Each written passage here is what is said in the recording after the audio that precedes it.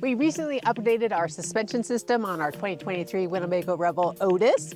We actually were using the stock suspension system for the last 2 years. We ended up going with the Agile Off Road Rip Kit, and this one comes with the Fox 2.5 Performance Elite shocks and struts. Suspension upgrades are awesome, but definitely not mandatory. It really depends on how you use your van. We're going to cover why we upgraded, why we chose the system that we actually did, what the install was like, and how it changed the way the van drives and how we drive, and one unexpected issue that popped up after install. We literally just said you don't need a new suspension technically, but why did we choose one, or why did we look for a new one? And this was one of the primary factors right here. The rear end on these, when they get loaded down, they have a tendency to squat, and you'll end up kind of being like a lowrider in the back, and we needed to be able to lift that up. The second reason is you can see how tall these vans are. And what do you get when you got a big flat brick going down the road? You get a bunch of sway like this, and we wanted to eliminate that sway. We spend a lot of time on forest roads, and if you've driven them, you know how rough they can be. So partially for comfort, but also for safety. When you start jumping around, or when your tires start jumping around on the potholes,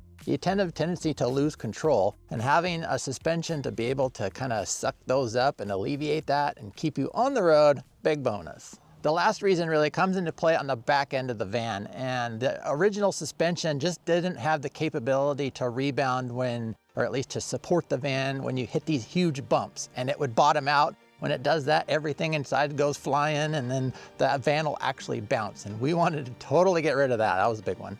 Let's talk a little bit on how we actually ended up with this particular suspension. I think the Falcon 4.3s, if you look online, a lot of the forums, those are kind of the gold standard. Seems to me like the majority of people are going with that system. That's the system we were gonna go with. We called West Coast Overland, who's been doing our maintenance work. I talked to the guys there. They said basically, we install pretty much everything, and they personally would recommend the Agile Off Road Rip Kit. In all honesty, after he mentioned it, it was not something that we were really that interested in, because I personally wanted to be able to adjust the shocks because we're on all sorts of different terrain. I like to tinker, and that's something that we needed. So then he was like, well, they do have two new systems. They have the Performance Elite, the Fox 2.5s, and then their Factory Race Series. We didn't need the Factory Race Series because we're not that hardcore, kind of hardcore. I did a ton more research, learned all about the Fox 2.5s, the DSC, the adjustability of them. We did put a lot of trust into West Coast Overland guys there because there's just a lot that we don't know. And we ended up going with those. To potentially save you some money and headaches, we need to really discuss adjustability versus not. Some of the base rip kits, I think the first two versions, they're just your standard struts and everything, and there's nothing to adjust. What that's good for is the people who just want to get in and drive. And for 90% of the scenarios, I think that's going to be fine, especially if you're going to be on the road. Now, for people who want to adjust, let's say you're going to be going down sand or super bumpy like that, you're going to want to potentially change that suspension. But you really got to make sure like which camp you're in, because when you add the adjustability, you're adding a pile of money to that whole system. And if you really have no idea what I'm talking about, if you look here, our shocks are absolutely filthy. These are actually struts, but you can see this connection thing here on top. And I can turn this, and every time I turn that, that's either making this strut harder or softer.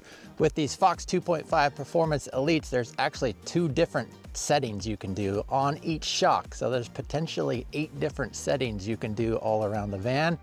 And that really is probably not going to be for everybody, but there's going to be a handful of you that are like, that's what I want.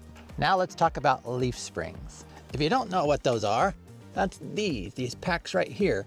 And the standard Revel, or a standard Sprinter van, comes with 2 leaf springs. And when you're at all that weight, it pushes everything down, and that's where that squat happens.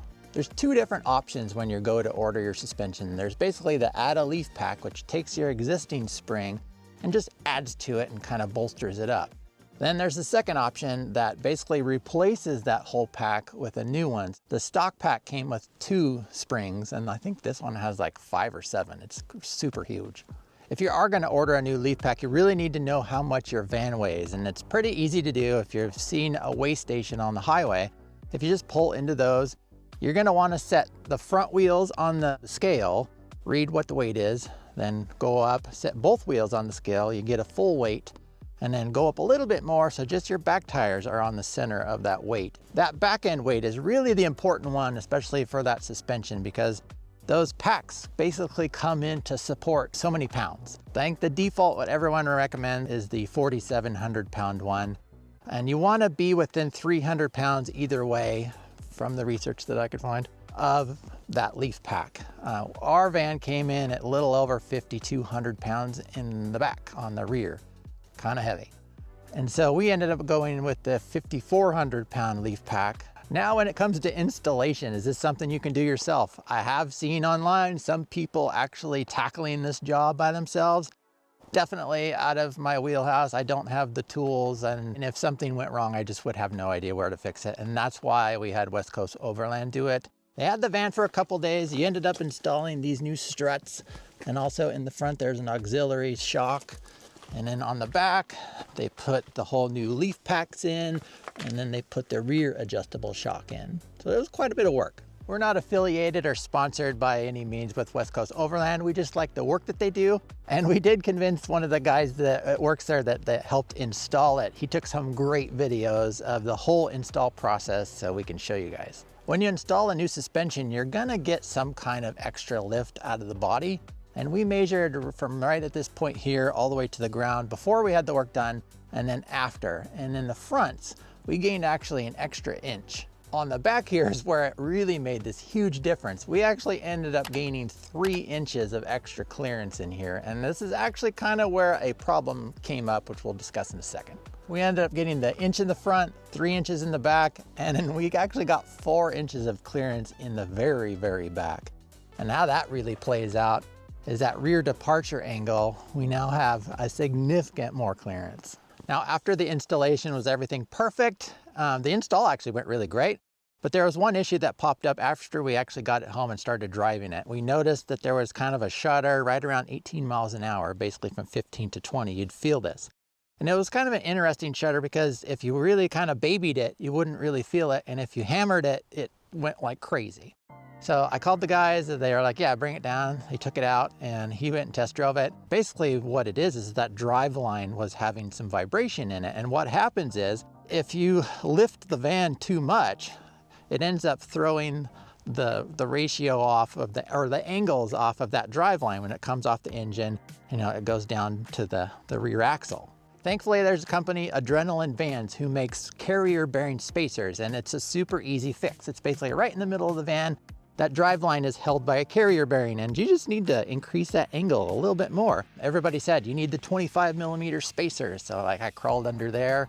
Turns out it already has a 25 millimeter spacer. So we grabbed the 35. And that's actually why I would recommend getting this kit, because they've got all different kinds of spacers. Replacing those spacers is pretty easy. I actually slid under the van, have an impact wrench, and I was able to take the 2 bolts out. Yeah, basically put new bolts and a new spacer in, and then you tighten it up. The hard part is you got to reef these things down to 135 pounds of torque. If you know that, that's a ton.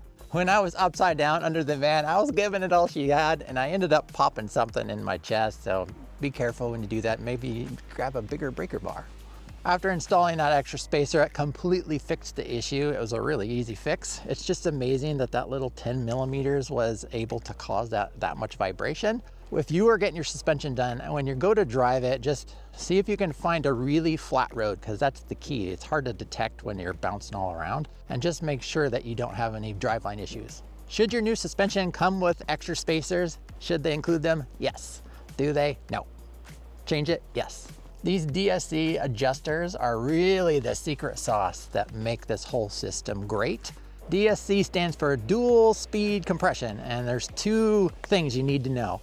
There's a low speed compression and a high speed compression. The really important thing to know about this is it has nothing to do with your vehicle speed. It's very confusing.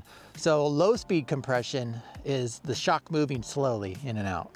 High speed compression is that shock really moving. What's awesome about this is you can adjust your low speed compression, and that's gonna get rid of your sway, because that's the low speed, the shock's moving slowly. And then that high speed is when you're hitting those potholes or when you're hitting those big whoops.